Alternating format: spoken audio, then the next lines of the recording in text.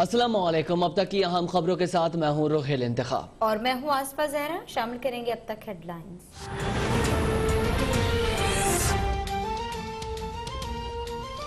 وفاقی حکومت نے براڈ شیٹ معاملے کی مکمل تحقیقات کا فیصلہ کر لیا۔ تحقیقات کے لیے وزراء کی کمیٹی قائم۔ اسد عمر، فواد چودھری، شبلی فراز، شہزاد اکبر کمیٹی میں شامل۔ براڈ شیٹ سے فائدہ اٹھانے والوں کو بے نقاب کرنے کی ہدایت۔ ترجمان کے اجلاس میں وزیر اعظم نے کہا کل پی ڈی ایم احتجاج میں کوئی رکاوٹ نہیں ڈالی جائے گی، مگر قانون کو ہاتھ میں لیا گیا تو قانون حرکت میں آئے گا۔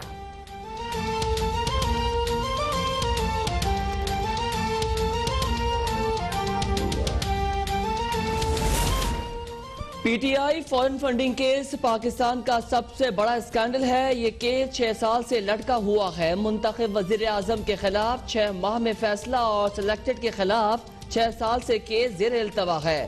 یہ کہاں کا انصاف ہے؟ مرکزی ملزم عمران نیازی نے این آر او نہیں mother of N R O لیا ہے۔ مولانا فضل الرحمان کی اسٹیئرنگ کمیٹی کے اجلاس کے بعد میڈیا سے گفتگو، کہا کل پی ڈی ایم کی قیادت بھرپور مظاہرہ کرے گی۔ 21 جنوری کو کراچی میں اسرائیل نامنظور ریلی اور 5 فروری کو کشمیر ڈے کے موقع پر لیاقت باغ میں جلسہ ہوگا۔ P D M red zone میں شوق سے احتجاج کرے مگر مدارس کے بچے لائیں گے تو قانون حرکت میں آئے گا۔ وزیر داخلہ شیخ رشید کا 2 ٹوک موقف، میڈیا سے گفتگو میں بولے مولانا فضل الرحمان کو اس سیاست سے کچھ نہیں ملنا، نون لیگ اور پیپلز پارٹی پیچھے ہٹ جائے گی۔ مولانا نے جس اسمبلی پر لعنت بھیجی ان کی پارٹی بھی اسی کا ضمنی الیکشن لڑ رہی ہے۔ براڈ شیٹ پیناما 2 قرار۔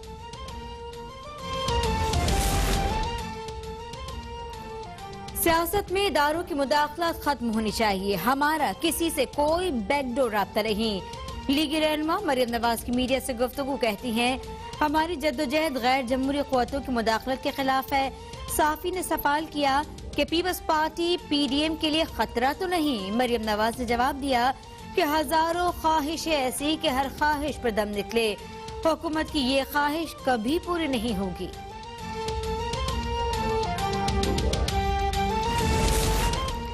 قومی احتساب بیورو اور براڈ شیٹ کے درمیان معاہدہ سن 2000 میں ہوا۔ نیب نے 2003 میں معاہدہ منسوخ کیا۔ 2008 میں براڈ شیٹ کے ساتھ سیٹلمنٹ ہوئی۔ پیپلز پارٹی دور میں براڈ شیٹ کو $15 لاکھ ادا کیے گئے۔ وفاقی حکومت براڈ شیٹ کے ساتھ معاہدے کی تفصیلات سامنے لے آئی۔ مشیر احتساب شہزاد اکبر کی پریس کانفرنس اور سینٹ میں خطاب، کہا $2.5 کروڑ شریف خاندان کی مد میں ادا کرنا پڑے، شون گروپ، شیرپا اور دیگر کی مد میں $18 لاکھ دینا پڑے۔ ہم سب کا دل دکھتا ہے کہ احتساب ہوتا نظر نہیں آ رہا۔ براڈ شیٹ کو ادائیگی ٹیکس دہندگان کی رقم سے ہوئی۔ یہ این آر او اور ڈیلز کی قیمت ہے جو قوم ادا کر رہی ہے۔ مشیر احتساب شہزاد اکبر نے کہا کہ ماضی کی ڈیلز اور این آر او کا خمیازہ ہمیں بھگتنا پڑ رہا ہے۔ ڈیل کو مفاہمت کا نام دے دیا جاتا رہا جس سے ملک و قوم کو نقصان پہنچا۔ وزیر اعظم کے حکم پر حقائق سامنے لے آئے اور اگلے 48 گھنٹوں میں انہیں کیس سے متعلق سفارشات پیش کر دی جائیں گی۔ الیکشن کمیشن کا اثاثوں کی تفصیلات جمع نہ کروانے پر ایکشن۔ 154 پارلیمنٹیرینز اور صوبائی اراکین کی رکنیت معطل۔ فواد چودھری، علی نواز اعوان، فہمیدہ مرزا، علی زیدی کی قومی اسمبلی کی رکنیت معطل۔ عامر لیاقت، مصدق ملک، خالد مقبول صدیقی، معزہ حمید، شیخ روحیل اصغر کی بھی رکنیت معطل۔ الیکشن کمیشن نے چیئرمین سینٹ اور قومی اور صوبائی اسمبلیز کے سپیکرز کو آگاہ کر دیا۔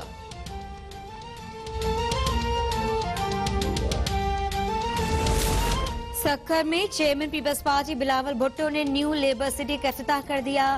1024 فلیٹ مزدوروں کے حوالے۔ بلاول بھٹو نے تقریب سے خطاب میں حکومت کو عوام دشمن قرار دے دیا، کہا مزدوروں کو بے روزگار کرنا وفاقی حکومت کی پالیسی ہے، میرے سندھ کے مزدور لاوارث نہیں، پیپلز پارٹی مزدوروں کا ساتھ کبھی نہیں چھوڑے گی۔ سندھ حکومت کا جلد مزدور کارڈ کے بھی اجرا کا اعلان۔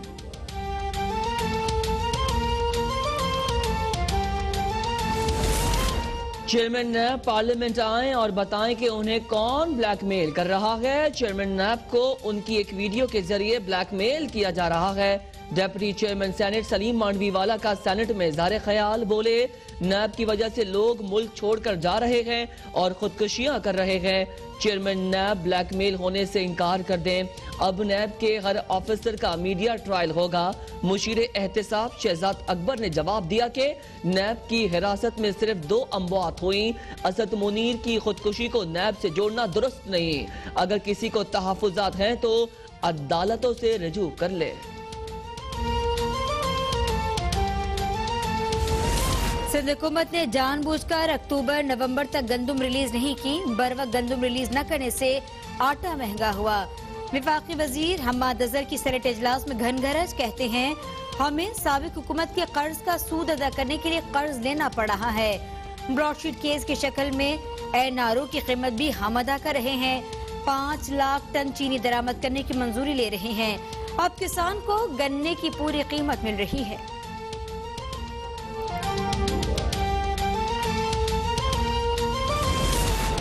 بلاول بھٹو حکومت کے خلاف تحریک چلائیں، ہم ان کے ساتھ ہیں۔ وزیر اعلیٰ سندھ مراد علی شاہ کا فلیٹ تقسیم کرنے کی تقریب سے خطاب، بولے اس حکومت نے عوام سے چھت چھین لی، لوگ خودکشیاں کرتے ہیں تو وزیر اعظم کہتا ہے میں کیا کروں، زندگی میں ایسے بے حس حکمران نہیں دیکھے۔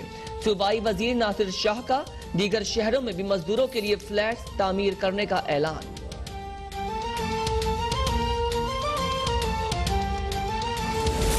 الیکشن کمیشن میں مسلم لیگ نون کی ممنوع فنڈنگ سے متعلق اجلاس، درخواست گزار فاروق حبیب وکلا کے ہمراہ اسکروٹی کمیٹی میں پیش، لیگی وکیل جہانگیر جدون بھی موجود۔ اجلاس میں مسلم لیگ نون کے فنڈ سے متعلق جمع تفصیلات اور اعتراضات کا جائزہ۔ فاروق حبیب میڈیا سے گفتگو میں کہنے لگے کہ یہ کس منہ سے الیکشن کمیشن کے سامنے احتجاج کرنے آ رہے ہیں، ان کو چاہیے پہلے ہی اپنی فارم فنڈنگ کا جواب دیں۔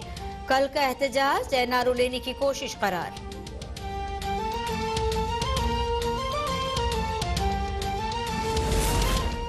عمران خان فورن فنڈنگ کیس میں 6 سال سے NRO لے رہے تھے، اب انہیں NRO نہیں ملے گا۔ امید ہے کہ الیکشن کمیشن عمران خان کو نااہل قرار دے گا۔ لیگی رہنما احسن اقبال کی میڈیا سے گفتگو، کہا PTI نے بھارت اور اسرائیل سے فنڈنگ حاصل کی۔ فورن فنڈنگ کیس سامنے آنے کے بعد 2018 کے انتخابات کا العدم قرار دینا چاہیے۔ سعدیہ عباسی کی دوہری شہریت کا فیصلہ چٹکی بجاتے ہو جاتا ہے تو عمران خان کا NRO کیوں ختم نہیں ہو سکتا؟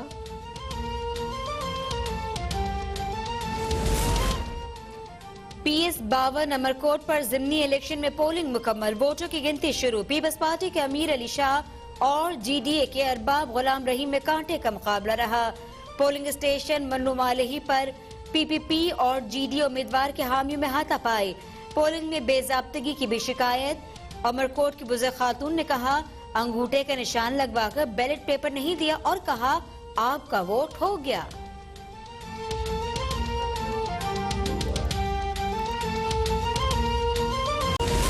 پاکستان کے خلاف بھارتی عزائم بے نقاب کرتے رہیں گے، وزیر اعظم عمران خان کا دو ٹوک موقف۔ کہا میں نے اقوام متحدہ میں بھی کہہ دیا تھا کہ مودی حکومت نے بالا کوٹ بحران کو انتخابات کے لیے استعمال کیا۔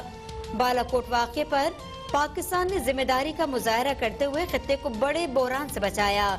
بھارتی ایڈونچر پورے خطے کو عدم استحکام کا شکار کر سکتا تھا۔ وزیر اعظم نے ٹویٹ میں یہ بھی کہا کہ بھارت کی مقبوضہ جموں کشمیر میں انسانی حقوق کی خلاف ورزیاں بے نقاب ہو گئیں۔ بھارت کی پاکستان مخالف پروپیگنڈا مہم بھی ڈھکی چھپی نہیں رہی۔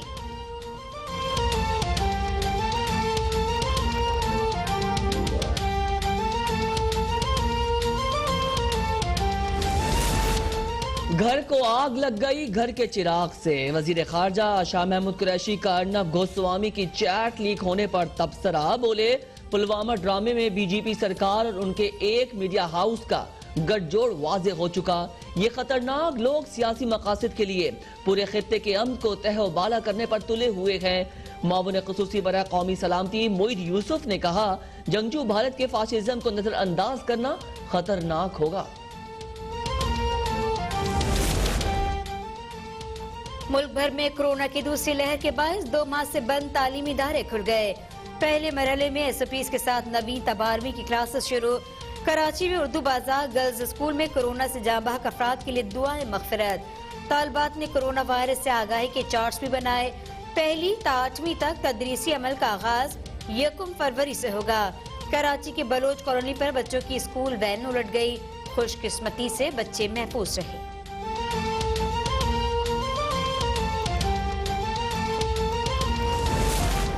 ملک میں کورونا سے مزید 46 افراد انتقال کر گئے۔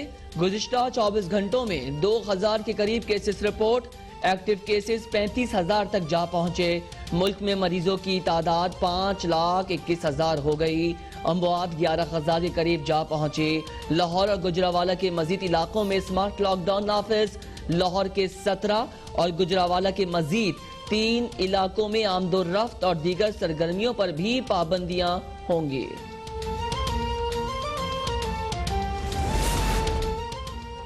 ایشیا کا سب سے بڑا تاریخی قبرستان مکلی کناسو سسٹم کے کرپشن کی نظر چڑھ گیا۔ قدیم قبروں کی مرمت کے بہانے قدیم پتھر نکال لیے گئے۔ قدیمی پتھروں کی جگہ غیر معیاری پتھر نصب۔ محکمہ آرکیولوجی کے اقدام کے باعث مرزا عیسیٰ خان ترخان کے مقبرے کو عالمی ورثے سے خارج کیے جانے کے امکانات بڑھ گئے۔ تلخ حقائق کو لفظوں کی زبان دینے والے سعادت حسن منٹو کو بچھڑے 66 برس بیت گئے۔ منٹو نے اردو افسانے کو ایک نئی جہت دی۔ منٹو آج بھی اپنی بے باک تحریروں کی وجہ سے زندہ ہیں۔